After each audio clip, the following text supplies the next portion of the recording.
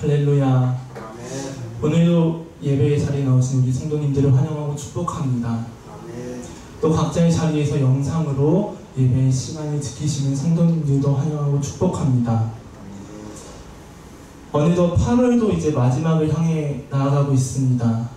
오늘을 절기로 따지면은 이제 여름은 지나가고 신선한 가을을 맞이하는 처서라고 하는데, 이 날짜를 볼 때마다 항상 느끼는 게 시간이 빠른 것 같습니다. 더울 때는 여전히 덥지만 선선한 가을이 저희에게 다가오는 것이죠. 이 여름은, 특히 7월이나 8월은 교회에 있어서 매우 바쁜 달 중 하나입니다. 왜냐하면 우리 교회는 아니지만 교회에서는 보통 여름 성경학교가 7월 말에서 8월 초에 진행되고, 그래서 교회 사역자분들 뿐만 아니라 많은 성도님들이 그리고 청년들이 바쁜 달이 이 7월과 8월입니다. 그래서 이 수련의 시즌이 되면은, 이 여름 성경학교 시즌이 되면은 같은 말이 반복해서 들립니다. 무슨 말이냐면, 우리 같이 수련회 가자. 우리 교회에서 언제 어떻게 어디를 가서 수련회를 하는데 우리 같이 가자 라는 말이 교회에서 심심치 않게 들려옵니다. 그래서 그곳을 가면은 표정만 봐도 알 수 있습니다. 좋은 표정을 하고 있는 사람은, 아, 저 사람은 자발적으로 왔구나 라는 표정을 보고 알 수 있지만, 마지못해 끌려온 사람은, 마지못해 참석한 사람은 그 표정에서도 그의 다가옴이 나타나고는 합니다. 왜 여름 성경학교에 같이 가자고 할까요? 설득하고 권유하는 사람들은 왜 여름 수련회에 같이 가자고 애쓰고 시간을 내서 설득할까요? 분명한 것은 내가 애써서 그 사람을 성경학교에 데려간다 하더라도, 교회에서는 칭찬받을지 몰라도 나에게는 큰 이득이 없습니다. 그런데 왜 강요를 하고 설득을 할까요? 가치를 알기 때문입니다. 내가 남들은 다 놀고 쉬고 여행을 감으로써 이 여름의 휴가를 즐길지라도, 나는 시간을 내서 또 일정한 돈을 내서 여름 수련회에 가 예수님을 찬양하고 저녁 집회에 다 같이 기도하고 그 시간을 통해 나를 되돌아보며 하나님의 은혜를 체험하는 그 시간이 가치 있다는 것을 알기 때문에 그렇게 강요하고 설득하는 것입니다.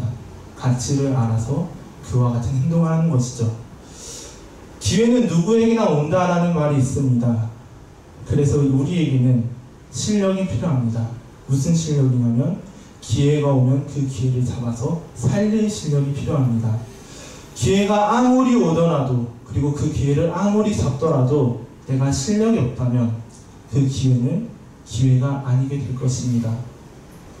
기회를 살리기 위해서는 실력이 준비되어 있어야 하는 것이죠. 근데 실력만 있어서 또 되는 것은 아닙니다. 그 기회를 알아보는 눈도 필요합니다. 그 기회의 가치를 알아보는 눈이, 나에게 어떤 기회가 왔을 때 이것은 기회다, 이 기회가 가치 있다, 이것을 알아보는 눈이 필요합니다. 이것은 저희에게도 마찬가지죠. 어떤 사람이 이런 말을 했습니다.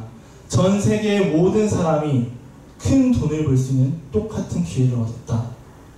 전 세계 모든 사람이 그 기회만 잡았다면 수십억은 우스운 돈을 얻을 기회를 얻었다 라고 합니다.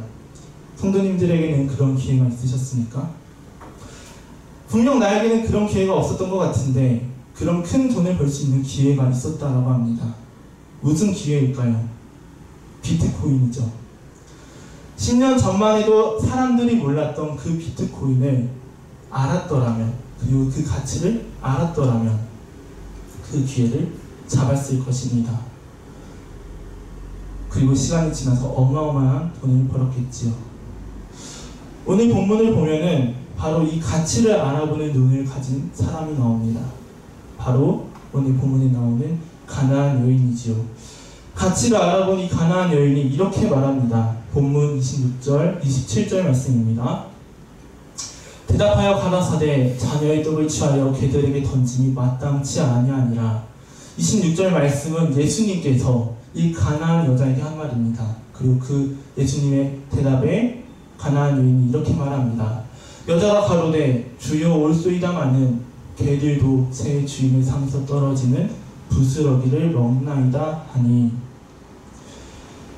이 말씀이 무슨 말씀이냐면 오늘 본문에 나오는 가나안 여자는 원래라면은 하나님의 자녀만 먹어야 되는 그 민족, 하나님의 자녀인 이스라엘 민족만 가져야 되는 그 은혜를, 그래서 자신에게는 허락되지 않았던 그 은혜이지만 주인의 상에서 떨어지는 그 부스러기만큼의 은혜를 알았기 때문에, 그 부스러기만큼의 은혜의 가치를 알았기 때문에 나에게 달라고 강구하는 말씀입니다.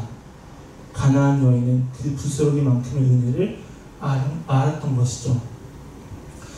오늘 본문을 보기 위해서는 본문 앞에 있는 말씀인 15장 1절에서 20절 말씀을 봐야 될 필요가 있는데, 앞선 1절에서 20절 말씀 동안에는 예수님께서 예루살렘에서 온 바리새인들과 그리고 서기관들과 논쟁을 하십니다.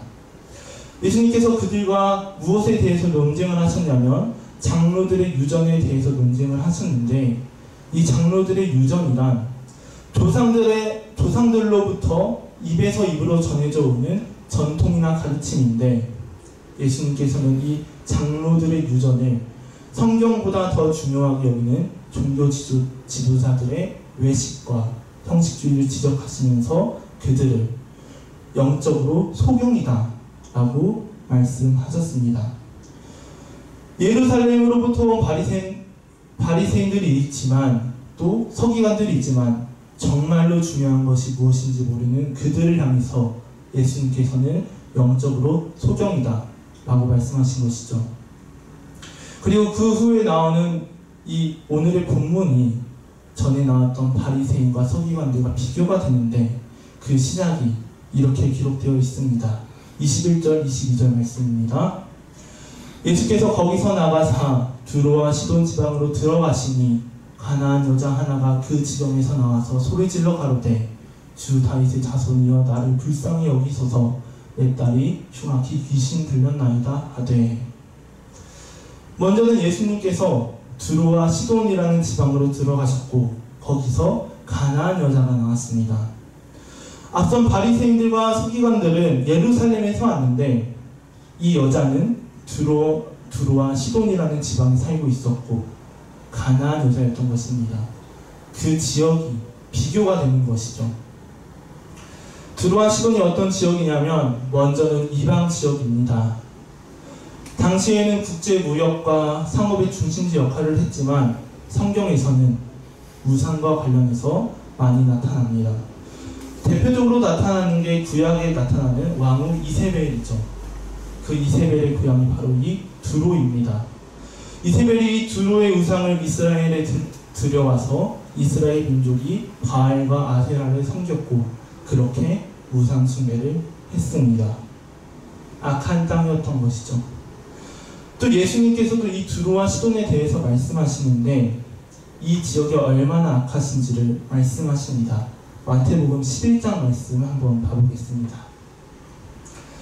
예수께서 권능을 가장 많이 베푸신 고을들이 회개치 아니하므로 그때 책망하시되 화가 있을진저 고라시나 화가 있을진저 벳세다야 너희에게서 행한 모든 권능을 두로와 시돈에 행하였더라면 저희가 벌써 베옷을 입고 제에 앉아 회개하였으리라.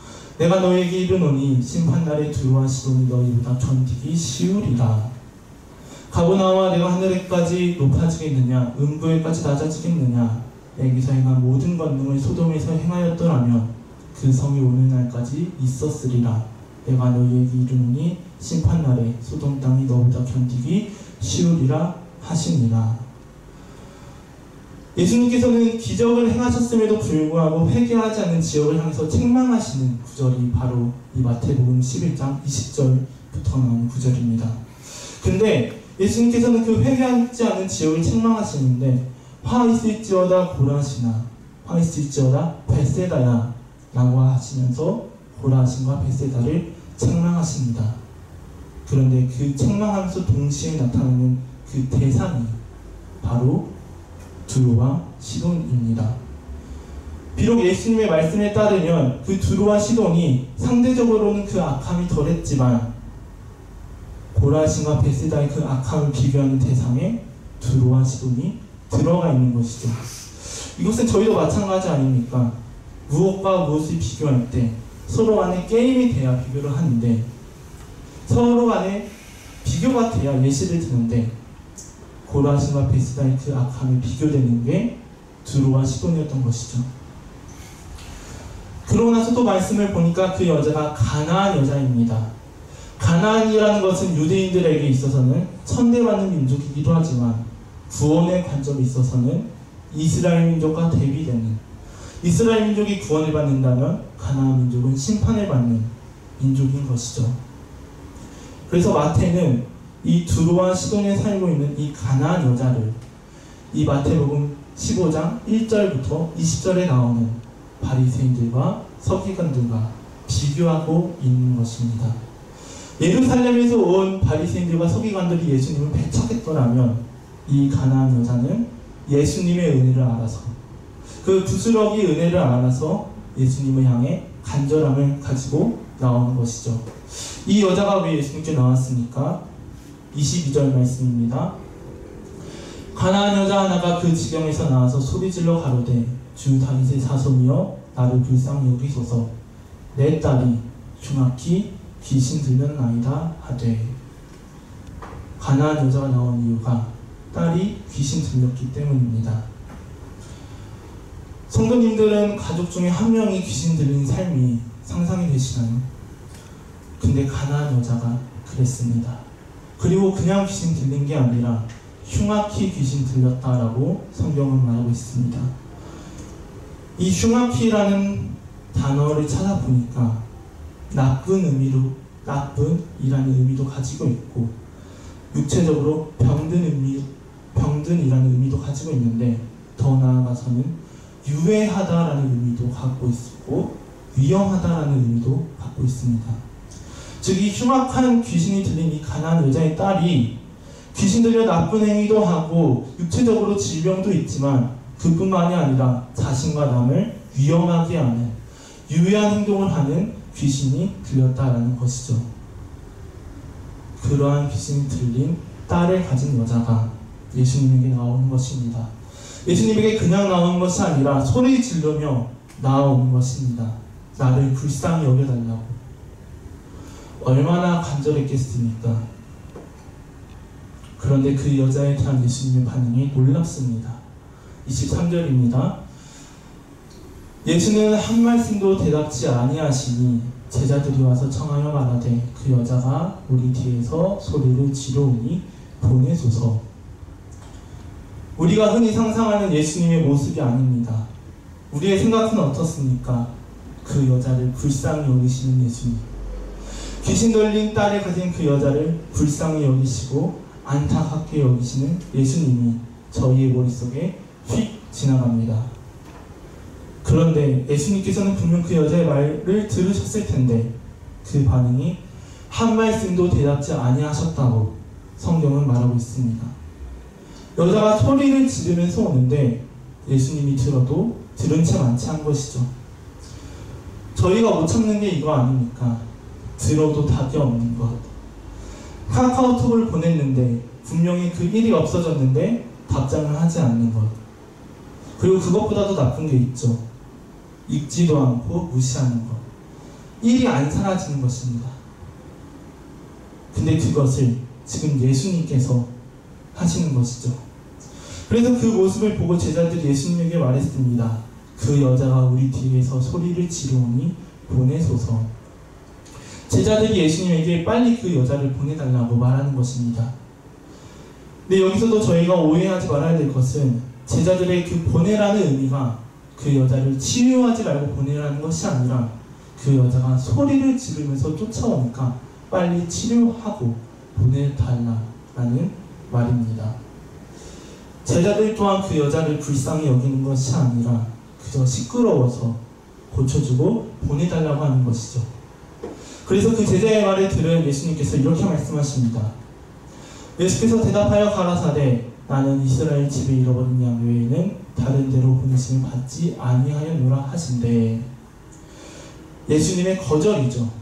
나는 이스라엘 집에 잃어버린 양을 찾으러 왔다. 그리고 나는 다른 데로 보내심을 받지 않았다. 그 여자는 내가 은혜를 베풀어야 될 이스라엘의 잃어버린 양이 아니다. 내가 애써 찾아야 할 양이 아니다. 라고 말씀하십니다. 성도님들은 어떠십니까? 예수님이 너무하지 않으십니까? 근데 이게 예수님의 진심이 아니시죠. 여자를 향한 시험이십니다. 그리고 그 말을 들은 여자가 이렇게 반응합니다. 여자가 와서 예수께 절하며 가로되 주여 저를 도우소서. 그 말을 들은 여자가 예수님께 와서 절하며 말합니다. 주여 저를 도우소서.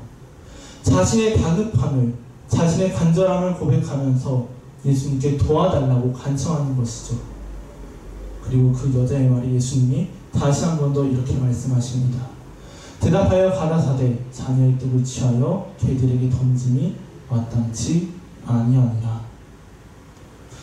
예수님의 적극적인 거절이십니다. 그리고 더 나아가서는 모욕입니다.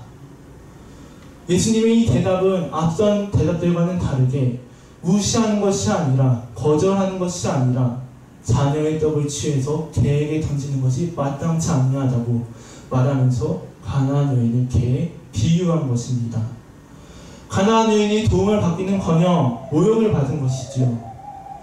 이 모욕적인 말이 우리에게도 마찬가지 아닙니까? 우리에게 가장 익숙한 욕들 중 하나가, 하나는 숫자욕이고 하나는 바로 이제 동물욕 아닙니까? 예수님이 말씀하신 개는 개 가운데서 작은 개이거나 강아지를 뜻합니다. 집에서 기르는 애완동물을 뜻하는 것이죠. 예수님께서는 이 여자를 개에 비유하시면서, 애완동물에 비유하시면서 모욕을 주시고, 그 여자가 자신의 은혜의 대상이 아니면, 자신이 찾아야 하는 양이 아니면 말씀하셨습니다. 과연 그러한 예수님에 대한 반응을 본 여자가, 그 모욕적인 말을 들은 여자가 어떻게 했습니까? 계속해서 예수님을 찾아갑니다. 부탁합니다.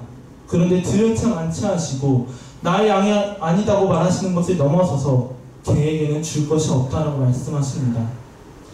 우리로 치면은 예수님을 믿지 않는, 어찌하면 절에 다니는 사람이 삶이 너무나도 힘들어서 누가 들어도 너무나도 딱해서 교회에 왔는데, 그래서 목사님에게 기도를 부탁했는데 그 목사님이 듣지도 않고, 그래서 집사님이 목사님에게 한번 기도해 주시죠 라고 말을 했는데, 우리 교회 성도가 아니어서 기도 안 할 겁니다 라고 말하는 것과 다름없지 않습니까? 그리고 더 나아가서는 하나님을 믿지 않은 개에게 할 기도가 없다라고 말하는 것과 다르지 않습니까? 그 모습을 보면은 세상 사람은 물론이고 그 교회 다니는 성도님들도 어떻게 저럴 수 있지? 라는 생각을 할 것입니다. 근데 그것을 예수님께서 하시는 것이죠. 예수님이지 않습니까? 가나안 여인이 찾아간 사람이 제자들도 아니고 따뜻한 예수님, 사랑이 많은 예수님 아닙니까? 오늘의 본문이 마태복음에도 있지만 또 마가복음에도 있습니다. 근데 그 마가복음에서는 이 가나안 여자가 예수님께 나온 방법이 소문을 듣고 왔다라고 말합니다. 어떤 소문을 들었을까요? 병자들이 치유하는 소문, 귀신 들린 자를 치유하는 소문, 그리고 더 나아가서 연약한 자를 불쌍히 여기시는 예수님에 대한 소문입니다. 그리고 또 예수님의 소문에는 이런 소문도 있었을 것입니다. 무슨 소문이냐면 예수님께서 본인처럼 악한 땅에 살고 있는 사람의 기도도 들어주시는 소문도 들었을 것입니다. 그 소문이 마태복음 8장에 나옵니다. 8장 5절부터 제가 읽어드리겠습니다.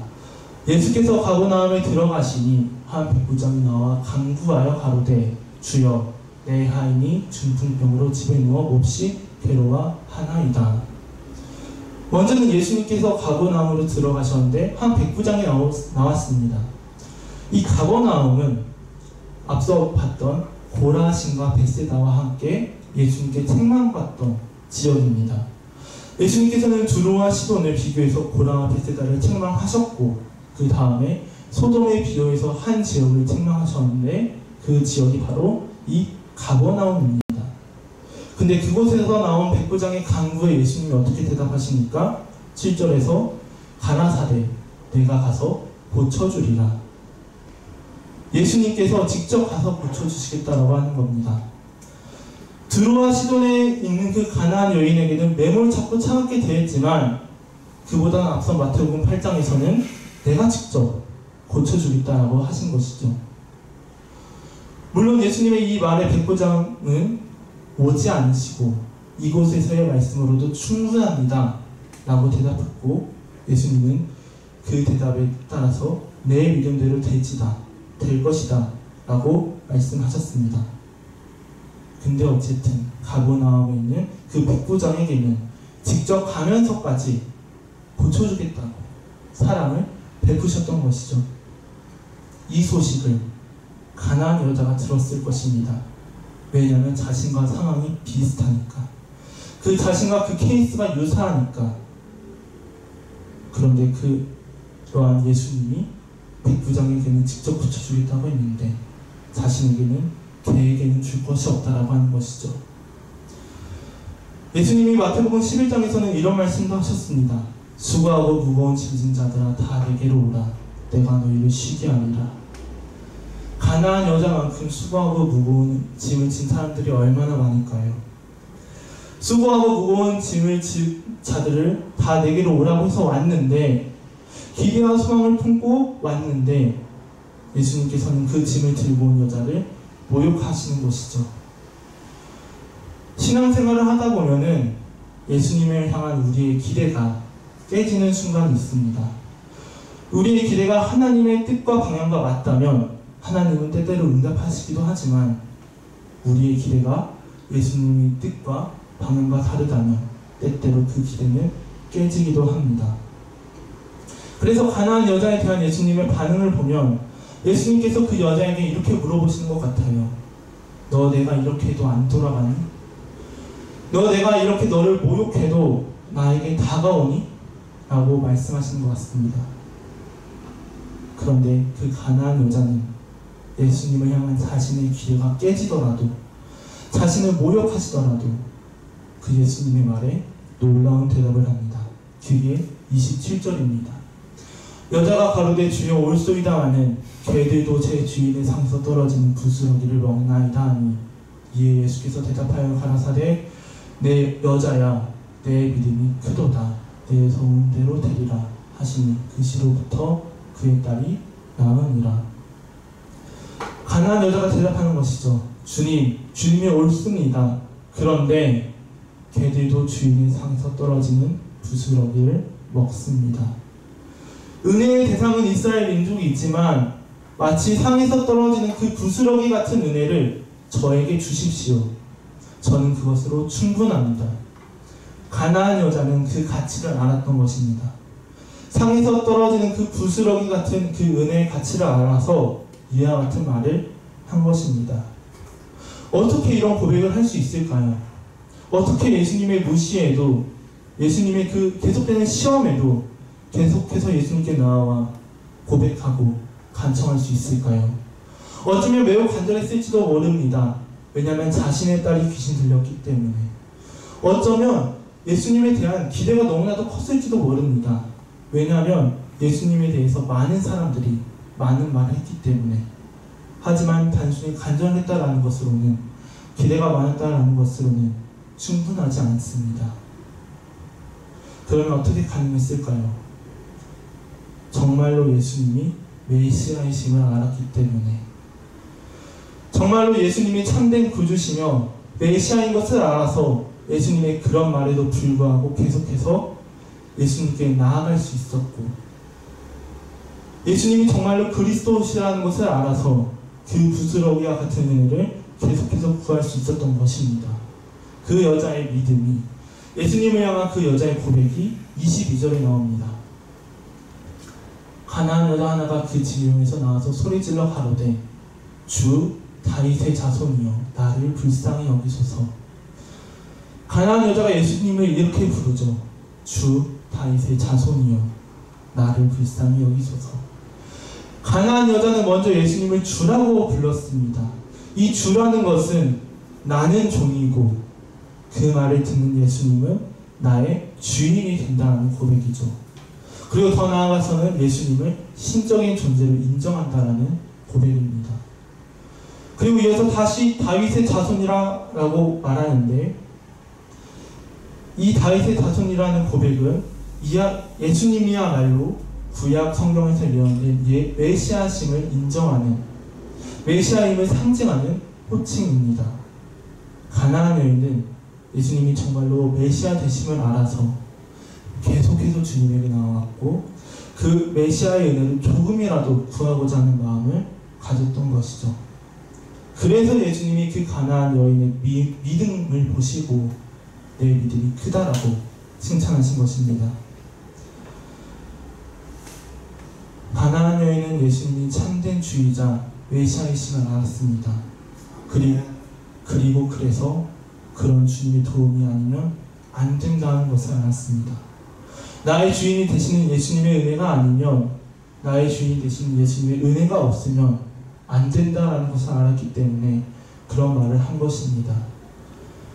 다른 말로는 예수님께서는 자녀된 이스라엘에게만 은혜를 주시지만 그 상에서 떨어지는 그 부스러기만큼의 가치를 알았기 때문에, 그래서 계속해서 주님에게 나아갔고, 그래서 개들도 주인의 상에서 떨어지는 그 부스러기를 먹는다고 고백을 한 것입니다. 주님이 아니면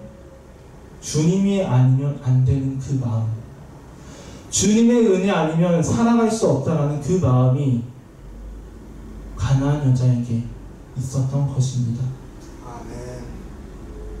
주님이 아니면 안 된다는 그 마음이 오늘 저와 성도님들에게 있기를 바랍니다. 아멘.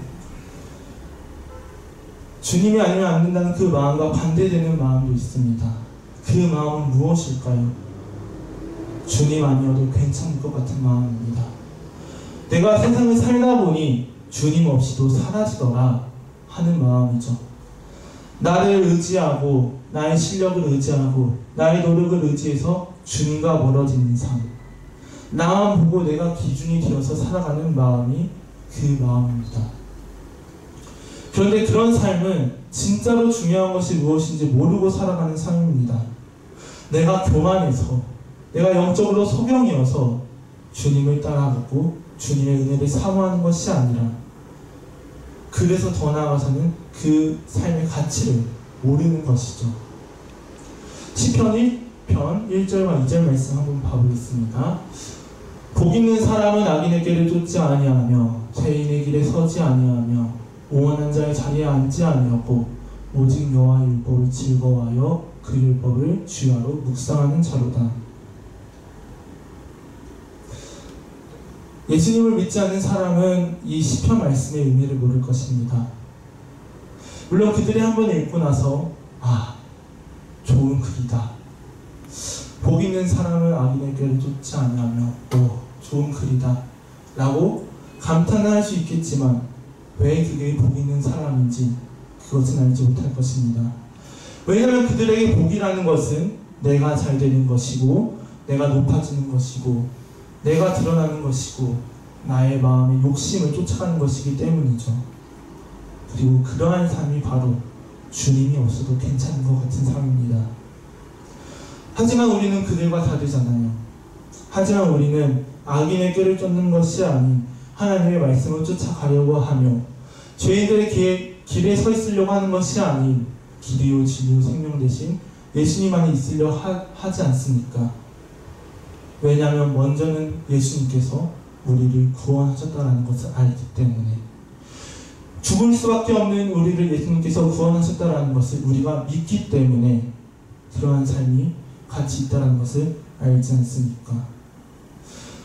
우리는 그런 예수님과 함께하고 예수님을 따라가는 삶이 얼마나 귀하고 소중한지를, 얼마나 가치 있는지를 알고 있기 때문에 이 시편의 말씀이 복되다라는 것을 알고 있습니다. 가치를 알아서 달라지는 것입니다. 가치를 알아서 지금의 나의 시선과 기준이 바뀌는 것이고, 그래서 나의 삶의 모습이 바뀌는 것이고, 그래서 결과가 바뀌며 더 나아가서는 미래가 바뀌는 것입니다. 아멘. 예수님을 따라가며 예수님이 아니면 안 된다는 그 마음을 가질 수 있는 게 예수님의 은혜의 가치를 알기 때문에 가능한 것입니다. 가나안 여인은 바리새인들과 서기관들과 비교됐습니다. 그녀는 두로와 시돈에 살았고 가나안 여인이었으며 그의 가장 가까운 사람은 귀신 들렸습니다. 하지만 그녀는 바리새인과 서기관들과는 다르게 영적으로 소경이 아니었습니다. 그들은 비록 예수님이 메시아인 것을 알아보지 못해서 예수님을 배척했지만 가나안 여인은 예수님이 참 구주인 것을 알았고 그래서 그 예수님의 상에서 떨어지는 작은 부스러기의 은혜의 가치도 알았습니다. 가치를 알아서 주님의 그 차가운 반응에 주님의 계속되는 그 시험에도 불구하고 계속 다가갈 수 있었고 가치를 알아서 개에게 주는 것이 옳지 않다라는 그 주님의 말에도 개도 주인의 상에서 떨어지는 부스러기를 먹습니다 라고 고백할 수 있었으며 가치를 알아서 그녀의 믿음대로 되는 딸이 치료되는 결과가 그녀에게 나타났습니다. 저희는 어디에 가치를 두고 살아갑니까? 어디에 집중하고 살아갑니까? 중요한 것은 저와 성도님들에게 주님 아니면 안 되겠다라는 그 마음이, 주님의 은혜 아니면 살아갈 수 없다라는 그 마음이 있어야 합니다. 주님이 때로는 우리의 기대와는 다르게 일하십니다. 우리가 주님을 향해 가지는 그 기대를 예수님께서는 때때로 깨트리시기도 합니다. 요셉은 꿈을 꾸고 기대했지만 꿈꾼 뒤 요셉의 현실은 형제들로부터 인신매매 당했으며 누명을 써서 범죄자가 되었습니다.